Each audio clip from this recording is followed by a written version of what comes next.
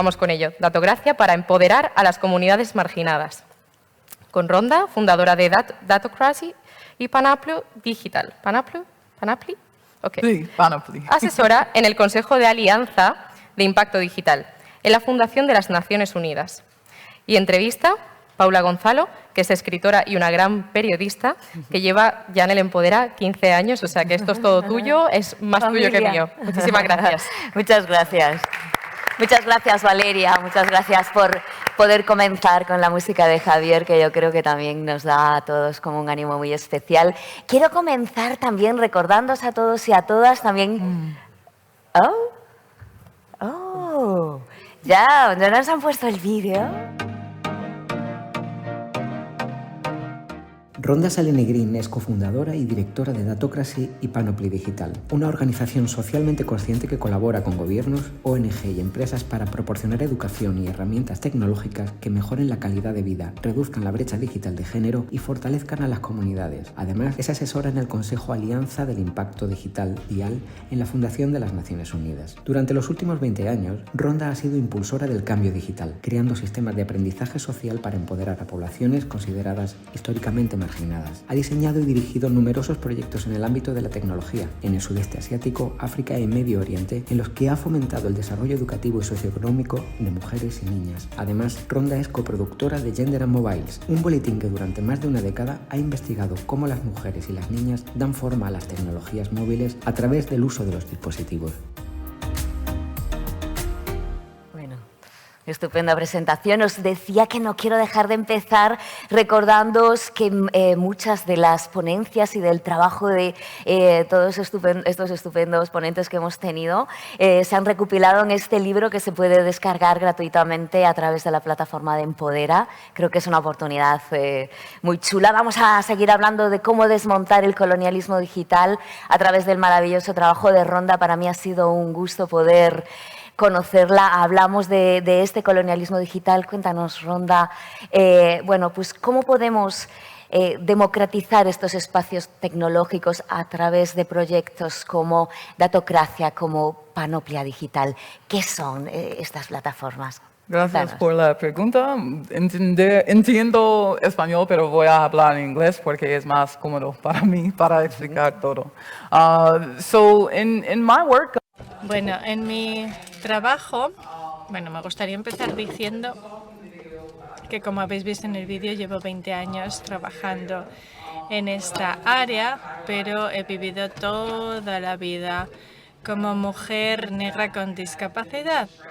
Y hasta ahora lo que más me ha impactado de este congreso y del empoderamiento es que muchas de las cosas que hemos tratado no tienen en cuenta de manera interseccional todos estos retos.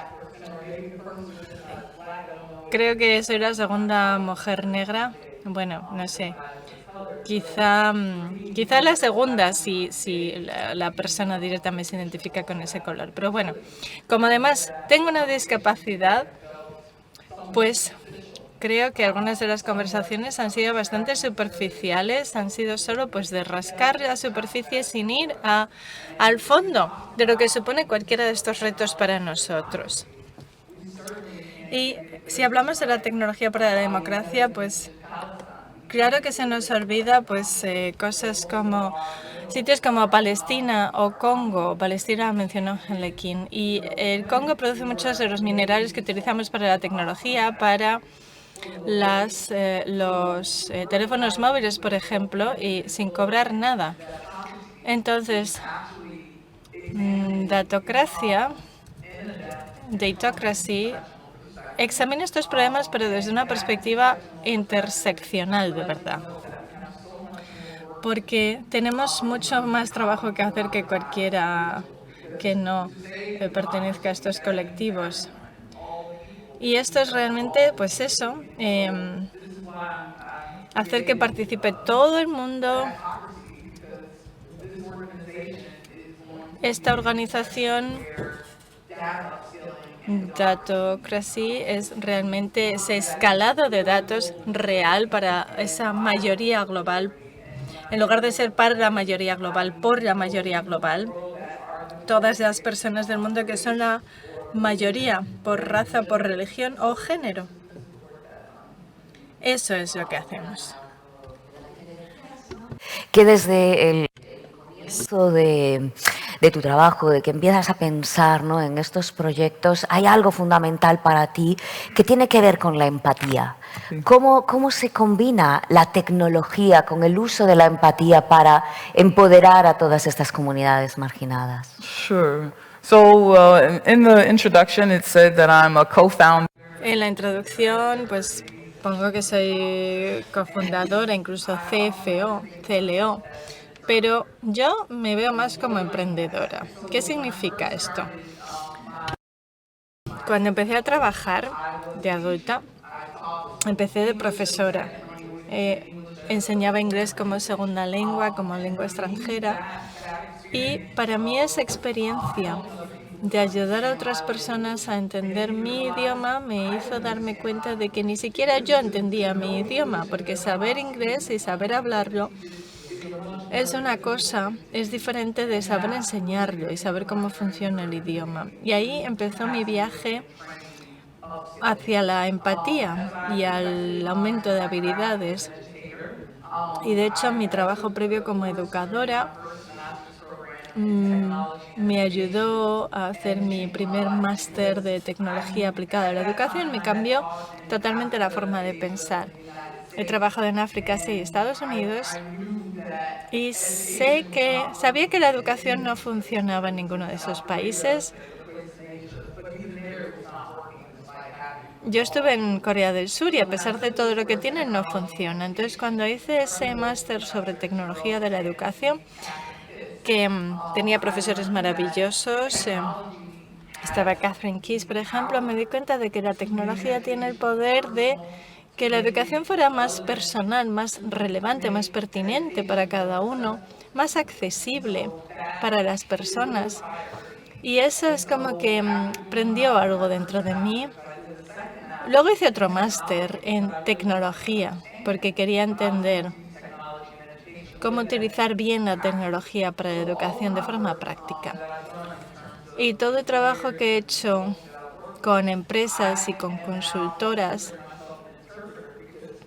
pues me ha ayudado. Ahora incluso me considero intérprete porque es como que he trabajado en muchos sectores, telecomunicaciones móviles, sectores muy complejos, y he entendido cómo enseñaban, cómo funcionaban esos sectores para enseñárselo a otras personas. Personas que no suelen estar representadas entre los empleados de ese sector. Personas que no se ven trabajando en esos sectores, que están totalmente infrarrepresentadas y no se lo plantean como posibilidad de trabajo. Como digo, he trabajado en Latinoamérica, en Asia, en Estados Unidos. Y nos centramos en acercar el conocimiento a las personas de forma que lo puedan entender, que realmente sea asequible y accesible para ellos, con menos enfoque patriarcal, porque gran parte de la educación es patriarcal, menos occidental, menos blanca, porque, lo siento, pero nacer en Estados Unidos y cómo hablo allí no tiene nada que ver con cómo hablo aquí. El tipo de educación que hay en un sitio o en otro es totalmente diferente y es educación forzada. Me la impusieron. Entonces, se trata de hacer todo el conocimiento más accesible a quien lo necesite.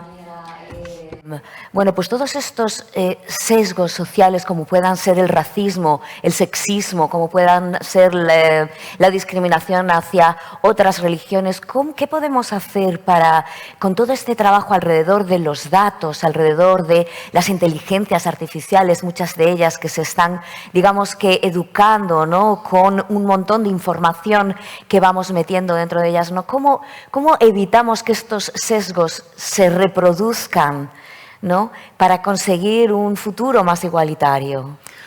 That's a good question. I think number one, obvious answer from a quote from Nelson Mandela. Bueno, pues puedo decirte lo que decía Nelson Mandela: la educación es la herramienta más poderosa para cambiar el mundo. Y yo creo que empieza con la educación de la administración del gobierno. Me ha gustado mucho de este congreso que todo el mundo hablaba de trabajo para que los gobiernos pudieran utilizar mejor los datos y las tecnologías. Mi trabajo, esto ha sido una gran diferencia. El año pasado estuve trabajando con el Instituto para el Cambio Global de Tony Blair y también en Ghana, Malawi, en Senegal. En Ghana me compré este vestido. Y hemos estado trabajando con funcionarios, incluso de presidencia del gobierno, para que entendieran por qué lo digital era muy importante para ayudar a los ciudadanos de sus respectivos países. Ahora la gente se dice, pero bueno, ya la tecnología está por todas partes, los datos también, y la gente lo sabe, claro. Sí, pero es que en muchos casos hay gente que ni siquiera sabe cómo hacerlo o que ni siquiera se plantea tener que cambiar la forma en que hace las cosas a mano, presencialmente. No se piensa que vayan a sacar ningún beneficio de utilizar la tecnología. Así que incluso algunos ni siquiera se creen cuando les decimos que lo digital les va a ayudar. O sea, comenzaron a ver cuáles eran las ventajas, ¿no?, de combinar este trabajo con los gobiernos y cómo esto de alguna manera luego tiene un beneficio directo en la ciudadanía muy rápido, ¿no?, porque la tecnología también nos ayuda a reivindicar nuestros derechos, a exigir a los gobiernos determinados cambios o cuestiones. ¿Cómo viviste esto después de poner en Ghana, por ejemplo, en marcha todo este proyecto tan interesante, ¿no?, con el gobierno de Ghana? Yes, so this pilot program ran. Sí, era un programa piloto de 10 meses, desde enero hasta octubre de 2023. Y estaba muy orgullosa porque al final un ministerio de Ghana dijo, vamos a financiar nosotros estos servicios digitales, no el dinero de la Fundación Tony Blair, porque hemos visto que esto es importante y lo vamos a financiar nosotros. O sea que un poco creamos esa mentalidad digital. Se han dado cuenta de cómo utilizar mejor la tecnología para mejorar la vida de los ciudadanos del país. Y bueno, me sirvió mucho como testimonio de que había transmitido bien el mensaje, por eso me autoproclamo intérprete. Tan buenos son, ¿no?, para sacar ideas, para conocer a invitados como Ronda un poquito mejor, ¿no? Me hablabas de dos cuestiones. Por un lado, me hablabas de la necesidad de educar ciudadanos digitales, ¿no? ¿Qué es este concepto? Sure. Yeah. So, in addition to the government, one of the things that we talked about, Paula, was. Sí, claro, hablamos de que vemos online hay mucha gente que se comporta mal, es muy fácil comportarse mal. La tecnología que tenemos tiene 55 años, por así decir, y nosotros la usamos de forma que a veces no va por el buen sentido. Hay gente que no sabe cómo mostrar empatía, respeto, por ahí, porque al final parece que todo está en la economía de la atención, la monetización, los clics. Y nosotros, como además, bueno, yo soy madre, tengo una niña pequeña, pues me interesa mucho trabajar con organizaciones que realmente eduquen sobre para crear un nuevo contrato social. Para crear ciudadanos que realmente encajen en la era digital, porque necesitamos que la gente entienda cómo comportarse en línea, cómo vivir y disfrutar sin tener por qué hacer daño a otros. Y esto no solamente se refiere al comportamiento online, sino a todo el proceso online. Antes hablé de tecnologías que causan conflicto, de gente que vive en zonas de conflicto y de cómo la tecnología les ayuda. Pues puede marcar la diferencia en cualquiera, claro. Hablando de datos, de tecnología, de inteligencia artificial, pero de repente también hablamos de ética, hablamos de ciudadanía, hablamos de recuperar un poco todas estas cuestiones. Me hablabas de la educación, de cómo comenzaste como maestra, trabajáis mucho con jóvenes, con alfabetización. ¿Cómo se puede utilizar los datos para empoderar a los más jóvenes? Tenéis un montón de proyectos también relacionados con este aspecto, ¿no? Yeah, so, well, one of the things that Sí, una de las cosas que hago con Datocracy es crear programas curriculares en áreas destinadas a ayudar a personas a adquirir habilidades sobre cómo convertirse en ciudadanos activistas según sus áreas de interés. Por ejemplo, en octubre de este año en España y también en Internet vamos a lanzar cursos sobre alfabetismo climático y datos para que la gente sepa qué pasa en su entorno, en su medio ambiente, qué datos hay disponibles y que usan esa información, esos datos para hacer, como decía el compañero de Chile, visualizar esa información de forma que tengas, que crees tú el cambio que quieres ver en el mundo. Yo creo que la gente tiene mucho miedo de trabajar con datos, con tecnología. Así que una de mis funciones como intérprete es adaptar el filtro para que todo el mundo se sienta cómodo con los datos y sepan que ellos también pueden usarlos. Nada, hablando de cómo vencer ese miedo a los datos para conseguir realmente el cambio, ¿no?, que queremos ver en el mundo. Tenemos 5 minutitos por ahí para las preguntas del público. Esto se me ha hecho súper corto. Seguro que por aquí tenéis alguna pregunta. Mira, por allí tenemos una. Hello, thank you. In Spanish. Muchísimas gracias. ¿Prefieres español o inglés? Bueno, pues me gustaría saber más sobre tu trabajo con personas con discapacidad y sus derechos sobre asuntos de género. Bueno, yo tengo una discapacidad, tengo TDAH y ahora que tenemos cada vez más la economía de la atención, tenemos tantísima información, muchísimo texto en las páginas, cosas que me resulta muy difícil comprender. Y, por ejemplo, yo lo que hago es que ahora estamos trabajando con un cliente que tiene una plataforma digital en toda África subsahariana, Asia y partes de Latinoamérica.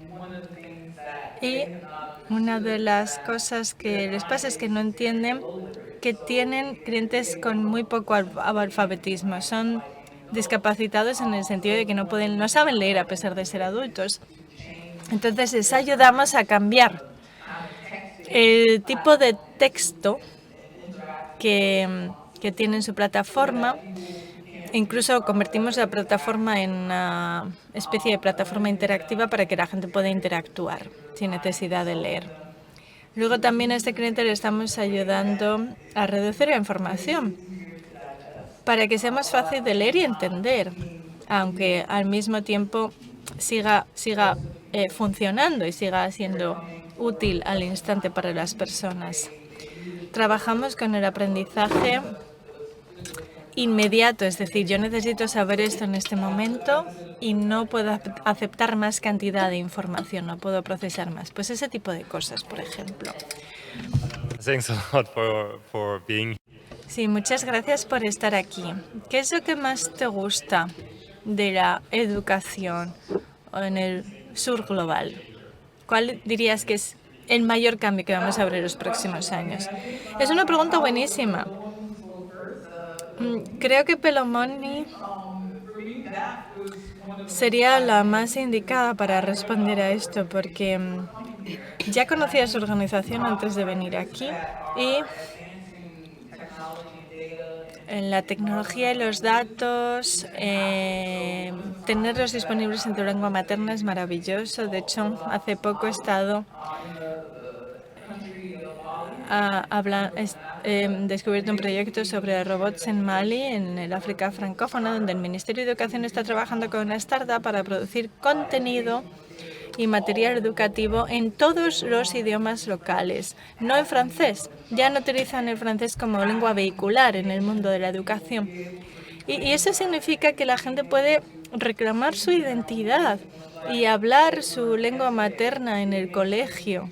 Y es un cambio increíble para ellos. Ese cambio me encanta.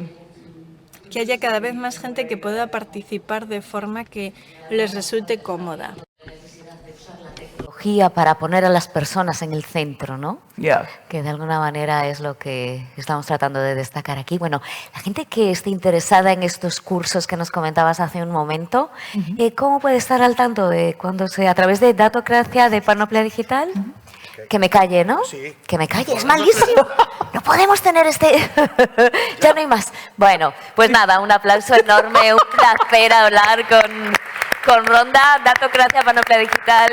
Pero sí, Ciudadanos el sitio digitales. de web, datocracy.ai. Sí, pueden seguirnos en Datocracy y en panoplydigital.com.